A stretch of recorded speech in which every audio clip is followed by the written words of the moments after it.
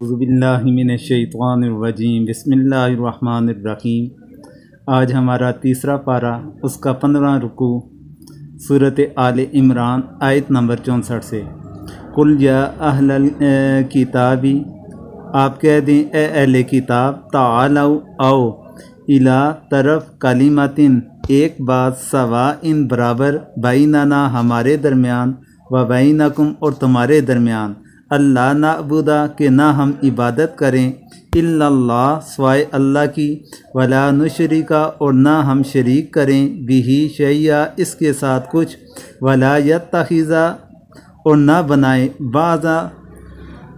ہم میں سے کوئی، بعضا، کسی کو، اربابا، رب،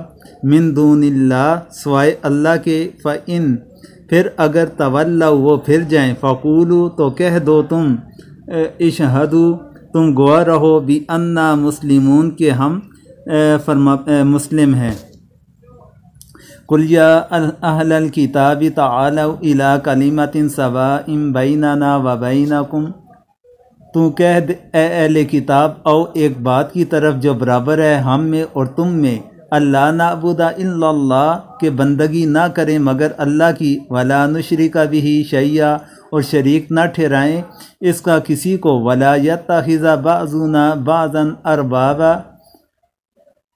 اور نہ بنائے کوئی کسی کو رب سوائے اللہ، من دون اللہ، سوائے اللہ کے، فإن تولوا، پھر اگر وہ قبول نہ کریں، فقولوا اشہدوا بأننا مسلمون، تو کہہ دو گواہ رہو کہ ہم تو حکم کے تابع ہیں۔ اب اس آیت کریمہ کے متعلق مفسرین اکرام فرماتے ہیں کہ اللہ تبارک و تعالیٰ نے ایک تبلیغ کرنے کا اصول بتلا دیا۔ اگر کسی ایسی جماعت کی طرف آپ دعوت دین لے کر جاتے ہیں کہ جس کے کچھ چیزیں آپ کے ساتھ مشترکات کے اندر شامل ہیں، تو سب سے پہلے انہیں جو دعوت دینے کا اصول رکھا گیا، اصول رکھنا چاہیے ان کے لیے، وہ یہ ہے کہ ان کے مشترکات کی طرف انہیں بلانے کی کوشش کریں، اس جانب وہ آ جائیں، تو پھر اس کے بعد اگلا قدم۔ حضور اکرم صلی اللہ علیہ وسلم نے جو ارکل کی جانب خط لکھا تھا، تو اس خط کے اندر بھی حضور کا مدعا یہی تھا۔ تو پھر اگلی آیت کریمہ، پھر اس آیت کریمہ کے اندر ایک اور چیز کی وضاحت فرمائی کہ تم یہ کہو کہ ہم میں سے بعض اللہ کو چھوڑ کر کسی کو رب نہ بنائے۔ اب رب بنانے سے کیا مراد ہے کہ حضور نے جب نجران کے وفد کے سامنے یہ بات فرمائی تھی، انہوں نے کہا ہم تو، اس کا مفہوم یہ بنتا ہے، وہ کہتے تھے کہ ہم تو اپنے اکابرین کو یا اپنے اہل علم حضرات کو تو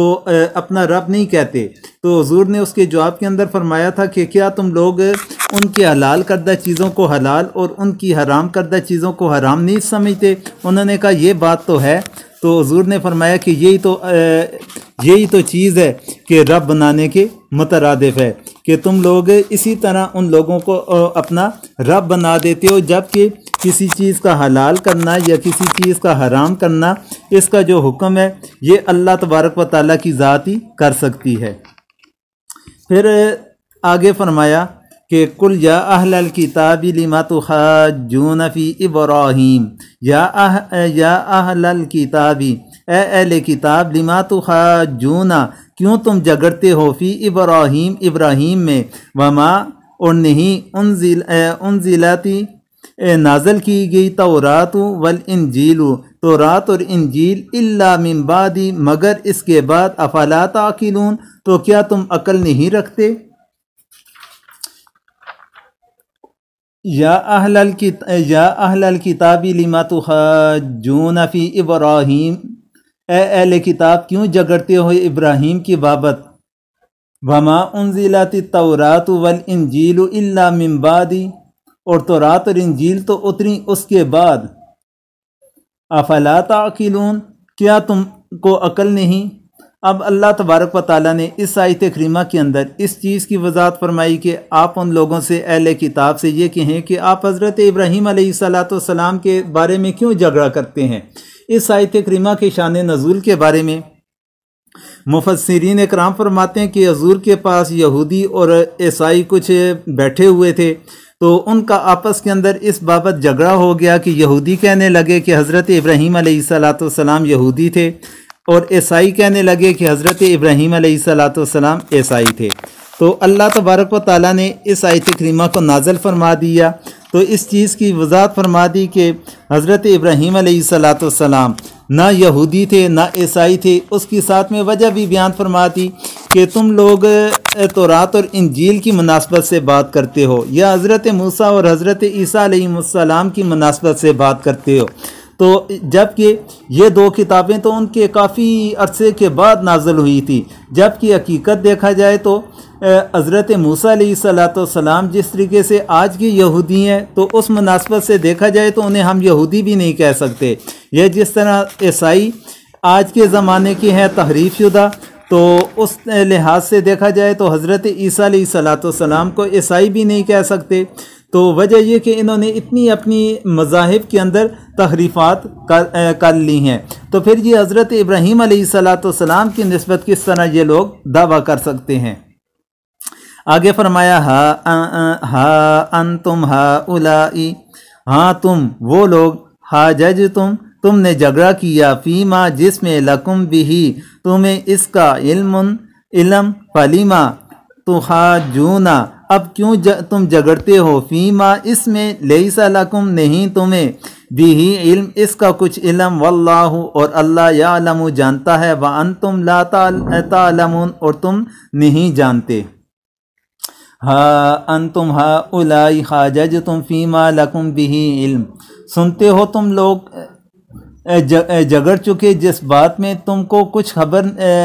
خبر تھی، فلیما تحاجون فیما لیس لکم بھی علم، اب کیوں جھگڑتے ہو جس بات میں تم کو کچھ خبر نہیں، واللہ یعلم وانتم لا تعلمون اور اللہ جانتا ہے اور تم نہیں جانتے۔ اس آیت کریمہ کے اندر اللہ تبارک و تعالیٰ نے وضاحت فرمائی عیسائیوں اور یہودیوں کے بارے میں، اہل کتاب کے متعلق، کہ آپ لوگوں کے پاس جس چیز کا علم نہیں تو اس چیز کے اندر جھگڑا کیوں کر رہے ہو۔ جب کسی چیز کے بارے میں انسان کے پاس علم نہ ہو تو اس کے اندر جھگڑا نہیں کرنا چاہیے۔ یہ ہمیں بھی ایک طرح کی بات سکھا دی گئی کہ بغیر علم کے مناظرہ کرنا، بحث و مباحثہ کرنا، اس چیز سے انسان کو پھر احتیاط کرنی چاہیے، کیونکہ جس چیز کا علم ہی نہیں تو پھر اس کے اندر بحث و تکرار کرنے کا فائدہ بھی کچھ نہیں بنتا۔ پھر آگے فرمایا ما کان ابراہیم یہودیا ولا نصرانیا، ما کان ابراہیم نہ تھے ابراہیم یہودیا ولا نصرانیا یہودی اور نہ نصرانی، ولیکن اور لیکن کان حنیفہ تھے ایک روح مسلم، وما کانا اور نہ تھے من المشرکین مشرک۔ ما کان ابراہیم یہودیا ولا نصرانیا، نہ تھا ابراہیم یہودی اور نہ تھا نصرانی، ولیکن کان حنیفا مسلما، لیکن تھا حنیف یعنی سب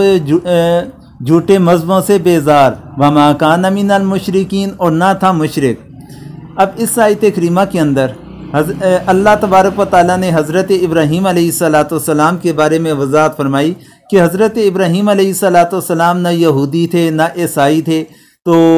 وہ بلکہ انیف تھے، اور انیف کا کیا مطلب ہے کہ جو سب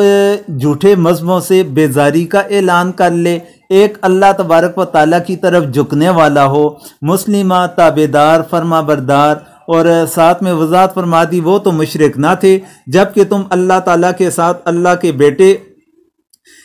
کا عقیدہ بنا کر تم تو اللہ تعالیٰ کے ساتھ شریک ٹھہرانے والے ہو، جس طرح یہودی بھی اللہ تعالیٰ کا بیٹا قرار دیتے ہیں حضرت عزیر کو، اور عیسائی حضرت عیسیٰ علیہ السلام کو اللہ کا بیٹا قرار دیتے ہیں، پھر اسی طرح تثلیث کا عقیدہ انہوں نے گڑھ لیا۔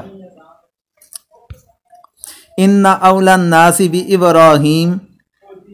بے شک سب سے زیادہ مناسبت لوگ بھی ابراہیم سے، للذین ان لوگ، اتبعوہ انہوں نے پیروی کی ان کی، وہذا اور اس، نبی والذین آمنوا اور وہ لوگ جو ایمان لائے، واللہ اور اللہ، ولی المؤمنین کارساز ہے مومن۔ ان اولی الناس بابراہیم للذین اتبعوہ وہذا النبی والذین آمنوا، لوگوں میں زیادہ مناسبت ابراہیم سے ان کو تھی جو ساتھ اس کے تھے، اور اس نبی کو، والذین آمنوا اور جو ایمان لائے، واللہ ولی المؤمنین اور اللہ والی ہے مسلمانوں کا۔ اللہ تبارک و تعالیٰ نے حضرت ابراہیم علیہ السلام کی مناسبت سے وضاحت فرما دی کہ حضرت ابراہیم علیہ السلام کے زیادہ مناسبت رکھنے والے لوگ کون سے ہیں۔ ان یہودیوں اور عیسائیوں کے بارے میں تو فرما دیا کہ حضرت ابراہیم نہ یہودی تھے نہ عیسائی تھے، بلکہ ان کی نسبت کرنے والے کہ ان کے زمانے کے اندر جو ان کے پیروکار تھے وہ ان کے ساتھ مناسبت کے لحاظ سے زیادہ تھے، یا یہ نبی یعنی حضور اکرم صلی اللہ علیہ وسلم کے بارے میں وضاحت فرمائی کہ یہ اور ان کے اوپر ایمان لانے والے یعنی صحابہ کرام کے بارے میں وضاحت فرما دی کہ یہ لوگ حضرت ابراہیم علیہ السلام کے ساتھ زیادہ مناسبت رکھنے والی ہستیاں ہیں۔ پھر آگے فرمایا وَدَّ طَائِفَةٌ مِّنْ أَهْلِ الْكِتَابِ، ودت چاہتی ہے طائفتن ایک جماعت من اہل الکتاب اہل کتاب سے، لو یضلونکم وہ گمراہ کر دیں تمہیں، وما یضلون اور نہیں وہ گمراہ کرتے، الا مگر انفسہم اپنے آپ، وما یشعرون اور وہ نہیں سمجھتے۔ ود طائفۃ من اہل الکتاب آرزو ہے بعض اہل کتاب کو کہ کسی طرح گمراہ کریں تم کو، وما یضلون الا انفسہم وما یشعرون اور گمراہ نہیں کرتے مگر اپنے آپ کو اور نہیں سمجھتے۔ اللہ تعالیٰ فرماتے ہیں کہ اہل کتاب میں سے ایک گروہ کی یہ خواہش ہے کہ وہ آپ کو گمراہ کر دیں، آپ کو بیکار دیں سیدھے راستے سے، تو اللہ تعالیٰ فرماتے ہیں کہ وہ آپ کو نہیں بیکار ہے بلکہ اپنے نفسوں کو بیکار ہیں اور وہ انہیں اس چیز کی سمجھ نہیں۔ یا اہل الکتاب لم تکفرون بآیات اللہ، یا اہل الکتاب اے اہل کتاب لما تکفرون بآیات اللہ کیوں تم انکار کرتے ہو اللہ کی آیتوں کا، وانتم تشہدون حالانکہ تم گواہ ہو۔ اللہ تعالیٰ نے اہل کتاب کو مخاطب کر کے فرمایا کہ اے اہل کتاب تم لوگ اللہ کی آیات کا کیوں انکار کرتے ہو جبکہ تم اس چیز کے گواہ ہو کہ حضور کے بارے میں تمہاری کتابوں کے اندر بشارتیں موجود ہیں، ان کے متعلق نشانیاں موجود ہیں جو واضح الفاظ کے اندر ہیں، تم لوگ پہچانتے بھی ہو، اس کے باوجود تم ان کا انکار کیوں کر رہے ہو۔ یا اہل الکتاب اے اہل کتاب لما تلبسون الحق بالباطل کیوں تم ملاتے ہو سچ میں جھوٹ، وتکتمون الحق اور چھپاتے ہو سچی بات، وانتم تعلمون جان بوجھ کر۔ اللہ تعالیٰ نے پھر اہل کتاب سے مخاطب کر کے فرمایا کہ تم حق اور باطل کو آپس میں کیوں ملا رہے ہو، کہ تمہیں پتہ ہے حق بات کون سی ہے باطل کون سی ہے، اور پھر تم حق بات کو چھپا رہے ہو کہ حضور کے متعلق جو نشانیاں ہیں انہیں تم چھپا رہے ہو، ان کے متعلق جو بشارتیں تمہاری کتابوں کے اندر موجود ہیں تم انہیں چھپا رہے ہو، حق بات کو چھپا رہے ہو۔ تو اللہ تعالیٰ فرماتے ہیں کہ تم یہ سب کچھ جان بوجھ کر کرتے ہو، تمہیں پتہ ہے کہ یہ آخری نبی ہیں، ان کے متعلق بشارت آئی تھی، ان کے اندر وہ تمام نشانیاں پائی جاتی ہیں، اس کے باوجود تم اس حق بات کو چھپانے والا کام کر رہے ہو۔